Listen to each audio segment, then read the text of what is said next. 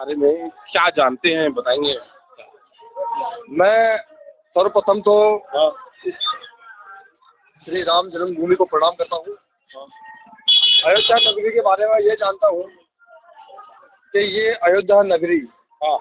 भगवान श्री राम की नगरी है, मर्यादा पुरुषोत्तम की राम नगरी है, जिन्होंने पूरे विश्व के अंदर एक मर्यादा का पाठ पढ़ाया पूरे संसार को।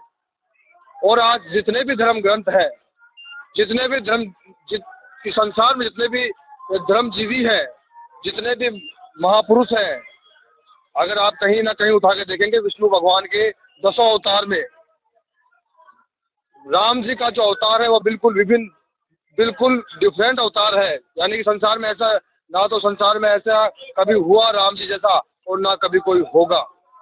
और सबसे बड़ी बात है कि उन्होंने पिता की आज्ञा का पालन किया, कहीं जाति प्रथा छुआछूत का व्यवस्था नहीं रखी, उन्होंने सबरी के बेर खाए, उन्होंने मित्रता की परिभाषा किया, उन्होंने अपने मतलब हर चीज को मर्यादा में रहकर भाइयों को भाई के हिसाब से रखा। छोटे भाई को कहा कि आप जब भगवान श्री राम अयोध्या छोड़कर 14 साल के वनवास को जब जा रहे थे तो पूरे अयोध्या नगरी, ये नगरी दिख रही है आपको, इस नगरी के 90% पब्लिक भगवान श्री राम के साथ अयोध्या नगरी से चलकर और सरयू घाट तक पार करने गई थी और बोली राम जी हम आपके बिना नहीं रह सकते अयोध्या में। तो राम जी ने कहा था कि नहीं, मर्यादा में रहेंगे, आप लोगों को मर्यादा में रहना है, मुझे मेरे पिता की आज्ञा का पालन करना है, राजा दशरथ की आज्ञा का पालन करना है।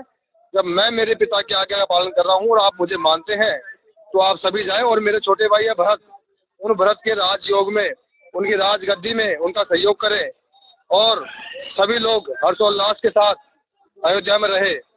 तो ऐसी व्यवस्था भगवान राम की, जिन्होंने छोटे भाई को भी राजा बनते देखते उनके मतलब किसी प्रकार का कोई चिंता नहीं रहेगी और 14 साल तक ऋषि मुनियों से लेकर एक अति दर्पेण हता लंका अति सर्वदा वर्धते, ऐसी लंका नगरी पर विजय फतेह किया जिसकी लंका ही सोने की थी।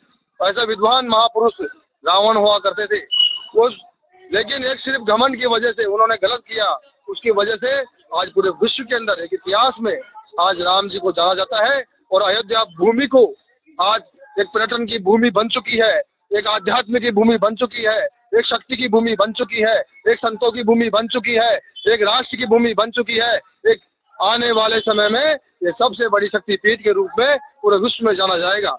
मैं अयोध्या के बारे में इतना ही जानता हूँ। पहले की अयोध्या और आज की अयोध्या क्या बोलते हैं?